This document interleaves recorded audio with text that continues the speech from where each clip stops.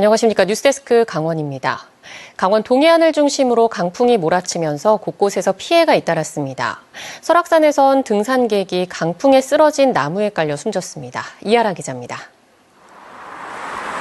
철제 판넬이 종이장처럼 구겨져 도로 위에 널브러졌습니다. 판넬을 지탱하던 철제 기둥은 엿가락처럼 휘었습니다. 오전부터 불어닥친 강풍에 강릉의 한 궁도장이 처참히 망가졌습니다.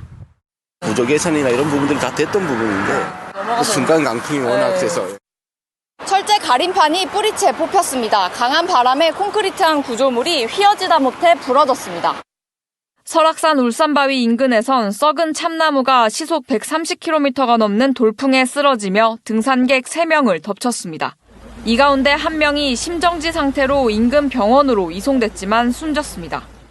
강원 삼척시의 한 아파트 한쪽 면이 뻥 뚫렸습니다. 베란다의 대형 통유리 전체가 강풍에 뜯겨나간 겁니다. 통유리는 아래쪽 주차장에 떨어져 차량 10여 대가 파손됐습니다. 지나던 사람이 없어 인명피해는 발생하지 않았습니다.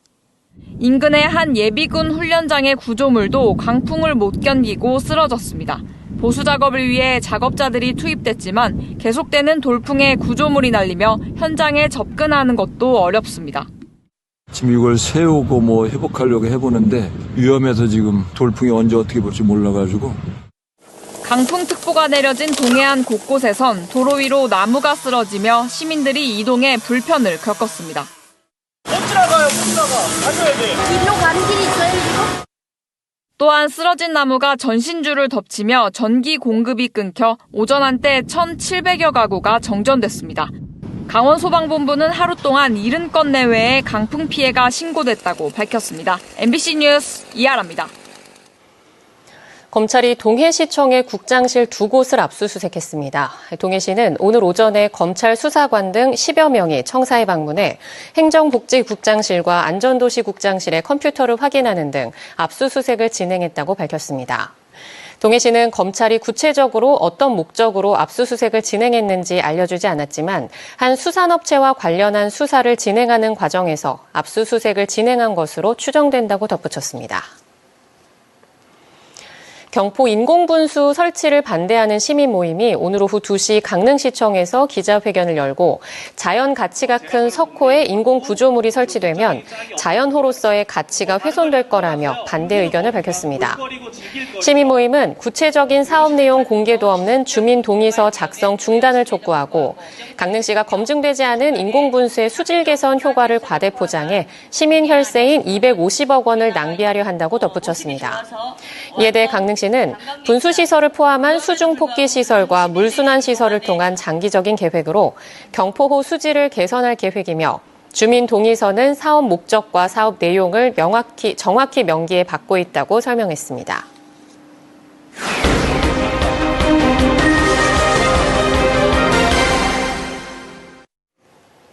삼척 지역에 호우가 내릴 때마다 마을 통로가 물에 잠겨 주민들이 자주 고립되는 곳이 있습니다. 해마다 이런 불편이 반복돼 주민들이 대책 마련을 바라고 있지만 관계기관의 대처는 더디기만 합니다. 제보는 MBC 조규환 기자입니다. 산골짜기에서 계곡물이 철도 아래 굴다리 쪽으로 쉴 새 없이 쏟아져 내려옵니다. 굴다리 아래에 물살이 거세고 물이 계속 고여 도로는 보이지 않습니다. 일부 주민들은 출근을 하지 못한 채 멍하니 급류를 바라보며 발만 동동 구릅니다. 비가 한 100mm 정도 왔는데 나가지를 못해서 3일 동안 여기서 가두기에 있었어요. 출근을 하셨어요? 못했죠. 지난 19일 삼척시 미로면 일대에 50에서 100mm가량의 많은 비가 쏟아졌습니다. 이 때문에 상류에서 계곡물이 흘러내려와 이 마을 통로인 굴다리가 막혀버렸습니다. 비가 많이 내리면 계곡물이 불어나면서 하천과 합류하는 과정에서 이곳이 침수되는 겁니다. 이 같은 침수는 1년에 몇 번씩 반복돼 주민 불편이 적지 않습니다. 계곡 안쪽에 사는 주민은 7가구 10명 정도에 불과하지만 강 건너 일부 주민들도 농사일과 축사관리 때문에 굴다리를 수시로 오갑니다. 하루에 여기에 3번을 기본으로 다닙니다. 근데 비만 왔다 하면 저는 여기를 건너 다닐 수가 없어요. 한 번은 119 차에 실려서 나간 적이 있어요. 물에 빠져가지고. 철길로 올라가 강 건너편으로 갈 수도 있지만 통행이 금지된 데다 열차도 다니고 있어 위험합니다. 주민들은 삼척시에 배수로나 통행로를 개선해달라고 여러 차례 요구했지만 아직까지 답변을 듣지 못했다고 말합니다. 시의원도 불러가지고 얘기하고 이랬는데 해답이 없는 거예요. 그러니까 여기서 꼭 갇혀서 사람이 꼼짝을 할 수가 없어. 삼척시는 사정을 잘 알지만 다리를 포함한 도로 전체를 새로 놓기엔 이용 주민에 비해 예산이 너무 많이 든다며 어려움을 토로합니다. 여기에다 철도시설공단이 굴다리를 관리해 독자적인 대책 마련도 쉽지 않다는 입장입니다.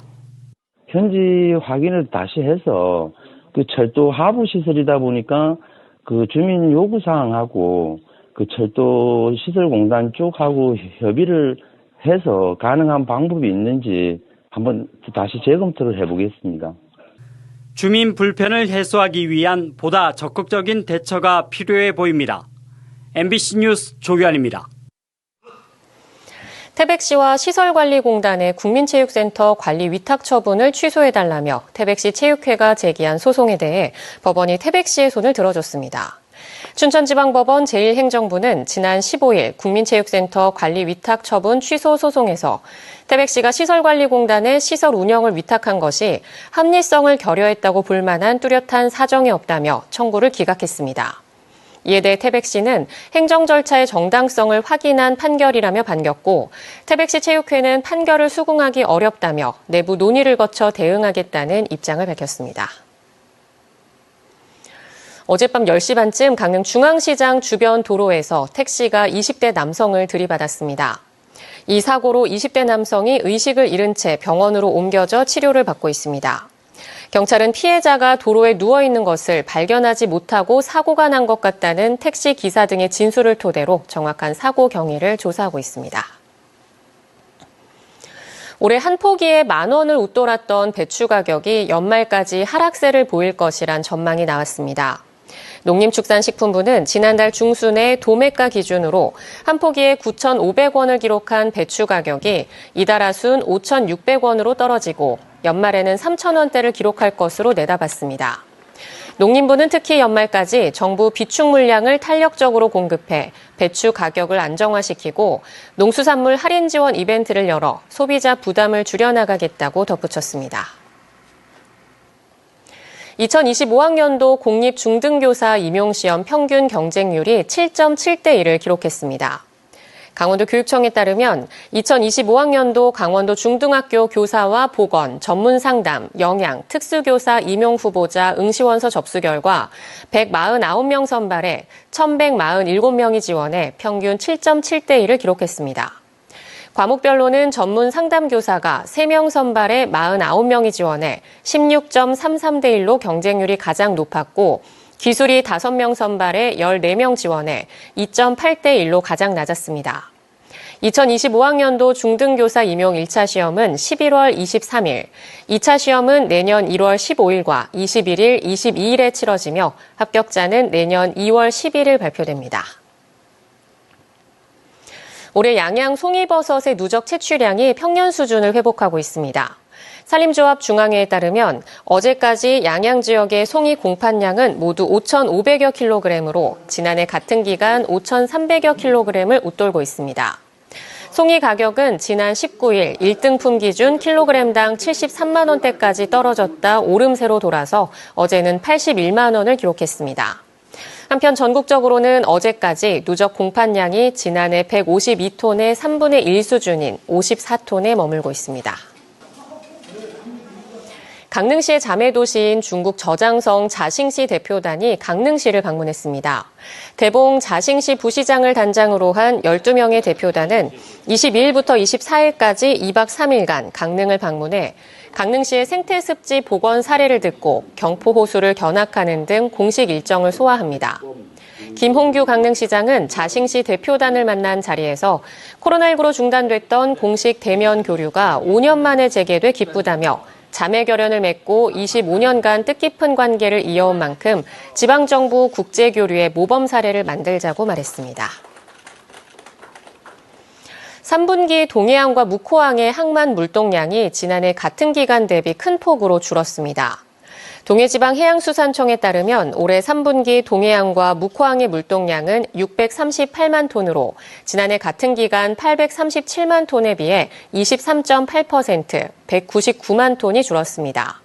특히 화력발전소 송전 제한에 따른 전력 생산량 저하로 화력발전소 주 연료인 석탄 수입량이 49.4%나 줄었고 국내 공사 현장 수요 감소에 따라 시멘트 내수 물량이 20%가량 감소한 게 주요 요인으로 분석됩니다.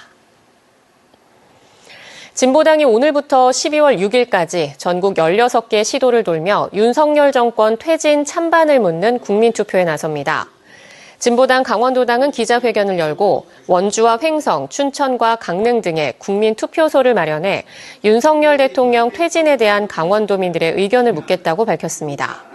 진보당은 윤석열 정권의 민주주의 파괴와 헌법 유린이 심각해지고 있어 윤석열 대통령 탄핵을 당론으로 정했다며 압도적 퇴진 여론을 만들겠다고 덧붙였습니다.